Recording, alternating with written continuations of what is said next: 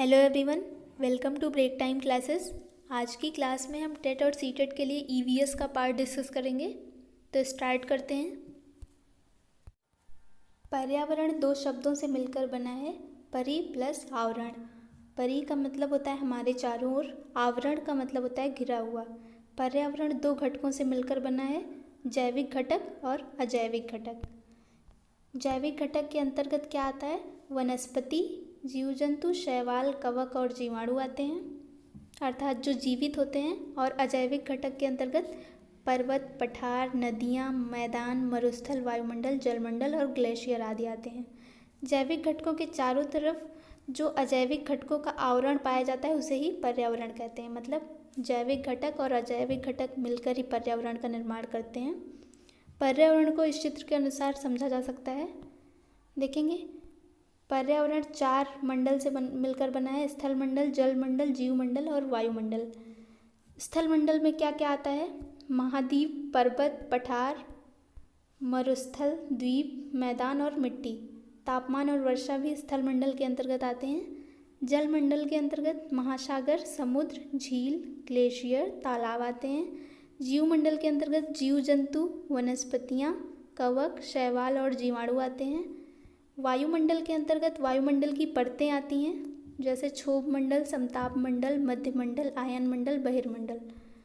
आगे देखेंगे, जैविक घटक के अंतर्गत क्या क्या आता है? जीव जंतु एवं वनस्पतियाँ और अपघटक आते हैं, अर्थात जो जीवित होते हैं।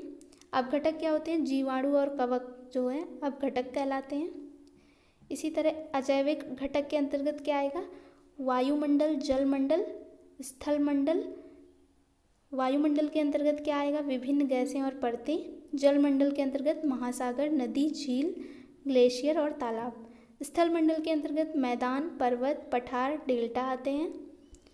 नेक्स्ट टॉपिक है पारिस्थितिकी, इकोलॉजी। जीव और उसके पर्यावरण के पारस्परिक संबंधों का अध्ययन क्या कहलाता है? पारिस्थितिकी कहलाता है। पारिस्थितिकी शब्द का सर्वप्रथम प्रयोग अर्नेस्ट हेकल ने किया था। अर्नेस्ट हेकल, पारिस्थितिकी के पिता अर्नेस्ट हेकल को कहा जाता है। आप देखेंगे पारिस्थितिकी तंत्र, इकोसिस्टम बोलते हैं इसे। पारिस्थितिकी तंत्र जो है ये भी जैविक और अजैविक घटक से मिलकर बना है। जैविक मतलब जीव, अजैविक का मतलब वातावरण। दोनों का पारस्परिक संबंध ही पारिस्थितिकी तंत्र कहलाता है। पारिस्थितिकी तंत्र का शब्द जो है इसका यूज़ सबसे पहले 1935 में एजी टॉन्सले ने किया था। इसके प्रकार दो हैं, प्राकृतिक पारिस्थितिकी तंत्र और मानवकृत पारिस्थितिकी तंत्र। प्राकृतिक के अंतर्गत क्या आता है? वह तंत्र जो प्रकृति द्वारा निर्मित किया जाए, और मानवकृत के अंतर्गत वह तंत्र जो मानव द्वारा निर्मित किया जाए।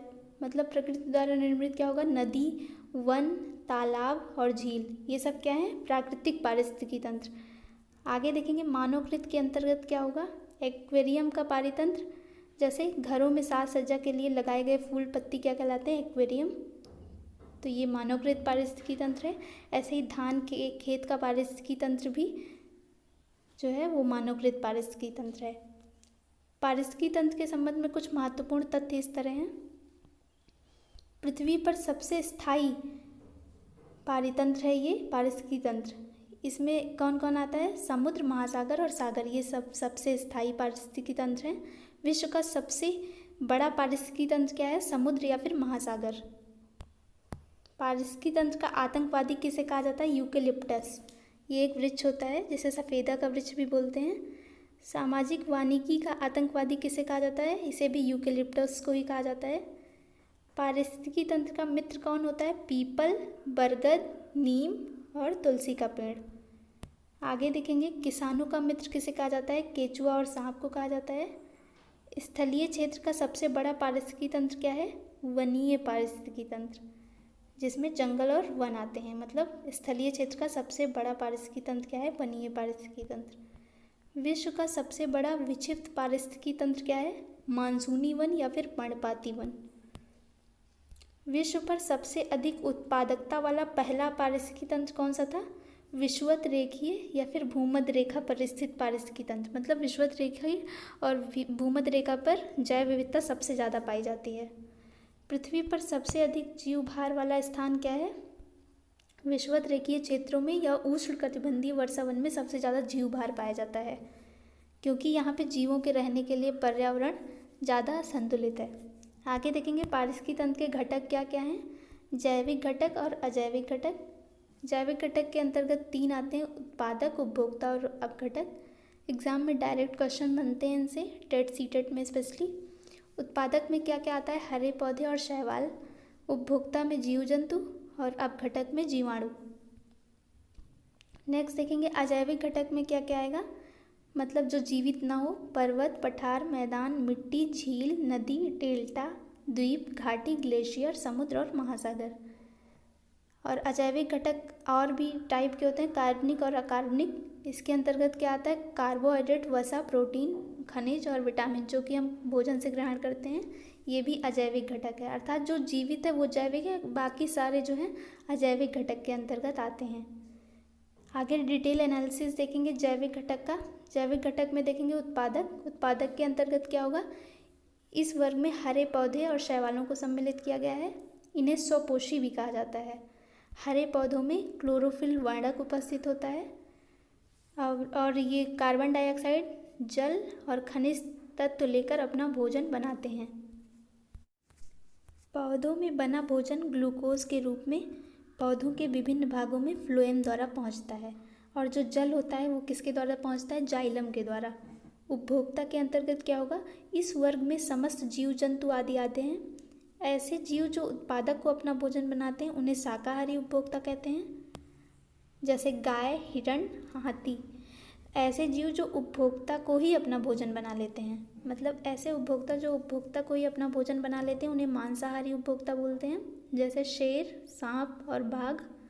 ऐसे उपभोक्ता जो उत्पादक और उपभोक्ता दोनों को अपना भोजन बनाते हैं वे सर्वाहारी उपभोक्ता कहलाते हैं, जैसे मनुष्य, कुत्ता, बिल्ली। उपभोक्ता को 3 श्रेणियों में बांटा जा सकता है, प्रथम श्रेणी के उपभोक्ता, द्वितीय श्रेणी के उपभोक्ता और तृतीय श्रेणी के उपभोक्ता। एग्जाम में इससे क्वेश्चन आते हैं। प्रथम श्रेणी के उपभोक्ता में क्या होगा, ये उत्पादक पर पूर्णतया निर्भर हो। जो उत्पादक पर पूर्णतया निर्भर होते हैं वो प्रथम श्रेणी के उपभोक्ता कहलाते हैं, जैसे गाय, भैंस, बैल, हिरन, खरगोश। और द्वितीय श्रेणी के उपभोक्ता में क्या होते हैं, मेढक, सांप, बिल्ली, भेड़िया, छिपकली, मछली। तृतीय श्रेणी के उत्पादक के उपभोक्ता के अंतर्गत क्या आता है, शेर, चीता, भालू, तेंदुआ। इनमें चिड़िया कौन कौन सी आती हैं तृतीय उपभोक्ता में, चील, बाज, मोर और गिद्ध। आगे देखेंगे अपघटक। अपघटक के अंतर्गत जीवाणु और कवक को शामिल किया गया है। अपघटकों को प्रकृति का सफाई कर्मी या फिर प्रकृति का मेहतर भी कहा जाता है। अपघटकों के द्वारा पृथ्वी पर पाए जाने वाले जीव जंतुओं को नष्ट करके उन्हें पुनः प्रकृति में मिलाने का काम किया जाता है। अब देखेंगे अजैविक घटक। अजैविक घटक के अंतर्गत क्या आएगा, पर्वत, पठार, मैदान आदि आते हैं। पर्वत में क्या है देखेंगे, इसको ऐसे भी देखते रहेंगे। विश्व का सबसे ऊंचा पर्वत कौन सा है, माउंट एवरेस्ट। ये कहाँ है, नेपाल में। इसकी ऊंचाई है 8,848 मीटर। भारत की सबसे ऊंची पर्वत चोटी कौन सी है, गार्डविन ऑस्टिन या फिर इसे K2 भी बोलते हैं। इसकी ऊंचाई है 8,611 मीटर। जम्मू कश्मीर के काराकोरम श्रेणी में स्थित है ये। नेक्स्ट देखेंगे भारत का सबसे लंबा पर्वत कौन सा है, ये है हिमालय पर्वत। दक्षिण भारत की सबसे ऊंची चोटी कौन सी है, अनाईमुडी। अनाईमुडी ये केरल में अन्नामलाई पर्वत पर स्थित है।